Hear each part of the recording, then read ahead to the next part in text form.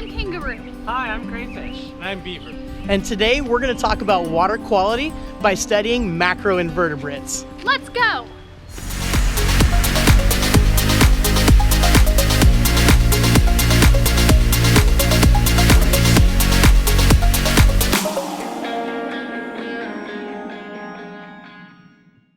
Hi guys, my name is Moose. I'm so glad that you're here. We're in a very unique time right now where you're at home instead of being at school, so we thought maybe we could bring a little bit of outdoor school directly to you. This is a 6-part series on lessons that you'd be learning at outdoor school. We hope that you have fun and that you're safe, and that this video could inspire you to become more curious about our world and about science. Pay close attention to the video because there's going to be questions for you to answer at the end. It's totally okay to pause the video or rewind it or watch it again. So have some fun and let's dive in together. Let's go.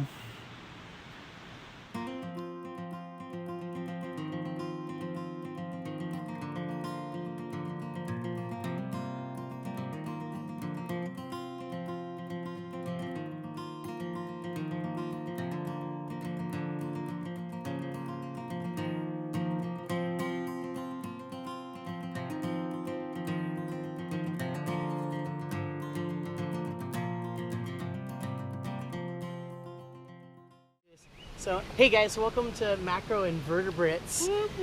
So, the wonderful thing about our world is we've got this stream right here behind us, and we've got streams, we've got lakes, and the objective of this lesson is to help us determine how good the quality of the environment is. And we get to go in just a little bit and get dirty with our hands and collect some bugs. And that's going to tell us a lot of information about our world. Now, there's a couple of things that you guys need to know for safety in general, though.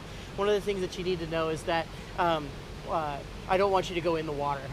So what we can do is we can use these nets downstream and let the water flow into the net, and then we can very gently disturb the bottom of the creek so that that substrate, the material that's on the bottom of the creek, gets stirred up. Then the macroinvertebrates that are living in that material get pushed into the water column, and the flow pushes those creatures into the net itself. So, does anybody know what an invertebrate is? Okay, Beaver's got an idea what it is. A creature that doesn't have a spine or backbone. That's right, no spine. So raise your hand if you have a spine. Okay, everybody but Kangaroo has a spine. Very good. So yeah, we have a spine, and other creatures do too, but there are some creatures that we're about to go find. They actually don't have a spine at all. It's one of the things that defines the type of creatures that they actually are. But then I also used another big word, a not very common word. I used the word macro. Do you have a guess as to what macro might mean? Yeah? Very small. Very small? Not exactly. Very good guess, but macro actually means the opposite of that. These bugs are very small. Macro in this case means we can see it with just our eyes without anything helping us with our vision. These creatures, macroinvertebrates, there's a ton of them, and they live a full life. So with macroinvertebrates, these guys are insects, different form of insects themselves. So they have a life cycle just like we have a life cycle too. But for macroinvertebrates, what happens is an adult macroinvertebrate will lay an egg. The eggs sink down below the water and eventually hatch. When they hatch, their bodies go through certain changes. And those changes, if they are a flying insect, they'll actually develop a wing casing that begins to emerge out of the shell of their body itself. Now, the neat thing about that is that wing casing collects an air bubble, and that air bubble allows their bodies to float up from the bottom of the water column all the way through the water to the top, where those wings can fully sprout and they emerge and become a winged insect. Mayflies would be a good example of this today. A nymph is a child insect, or even maybe a baby insect itself. So they live for a year's period of time. Now, once they emerge and their wings come out, they become a new stage where they become adult insects. Mayflies are my favorite though, because I think they're really pretty, but they're important to our world because, well, they're part of the food web. Now, a food web is the idea that one creature doesn't just eat one thing, they eat several different things, and those several other things eat a bunch of other things. So now we know that a couple things happen when the food web is out of balance. There could be too much of a food source or too low of a food source. If one set of creatures goes away, the predators no longer can eat those creatures, and then they start to dwindle. And then the feeders start to overabound and become too much of because the predators are no longer eating them. We need to have a high quality ecosystem so that our very way of life can maintain itself and create a balance. It's called homeostasis. We know that based on the toxicity of the water, we know that based on the environment of how much food is available, how many creatures are available, we know the hardiness, the strength of these different creatures. Some of them are more tolerant than others to environmental changes. So as scientists, one of the things that we can do is we can take that index, the scale of super tolerant to not tolerant at all to changes in the environment, and we can use that to help us determine whether or not the quality of the water is really good or really poor. So now that we've collected all of our macroinvertebrates, we've got a lot of different kinds in here, right? Take a closer look at them and see if we can figure out how many of each one that we have. We've got a chart right here that kind of describes what they look like.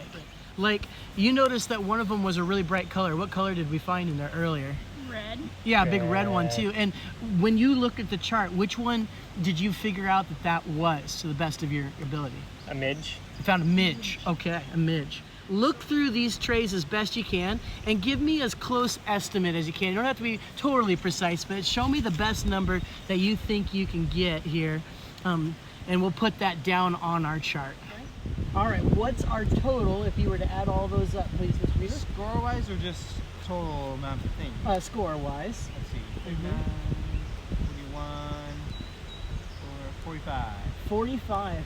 Now there's a chart at the bottom that says greater than 22 is excellent, 17 to 22 is good, fair is 11 to 16, and poor would be less than 11.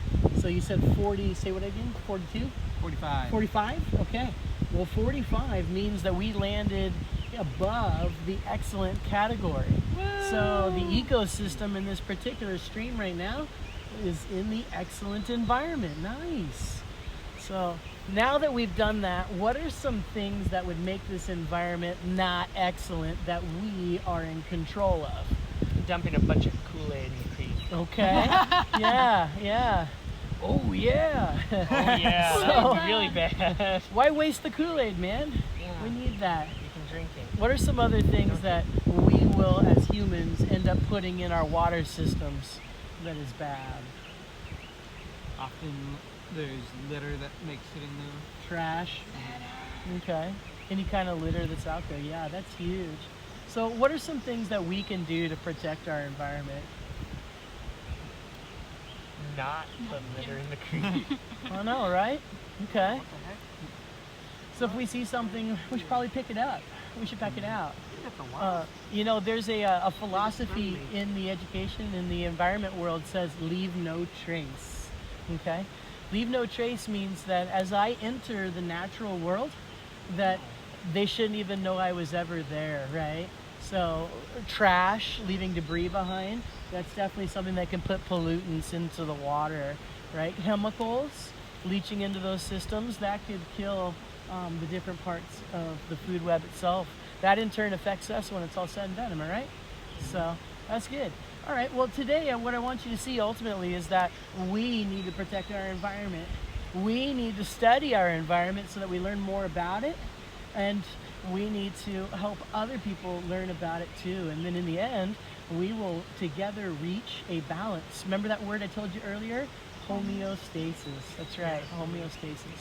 That's what we want to kind of hit. So, all right, guys, thanks for being here today. I appreciate it. What was one thing that you learned from today's lesson? Midges are a thing. Midges are a thing that exists.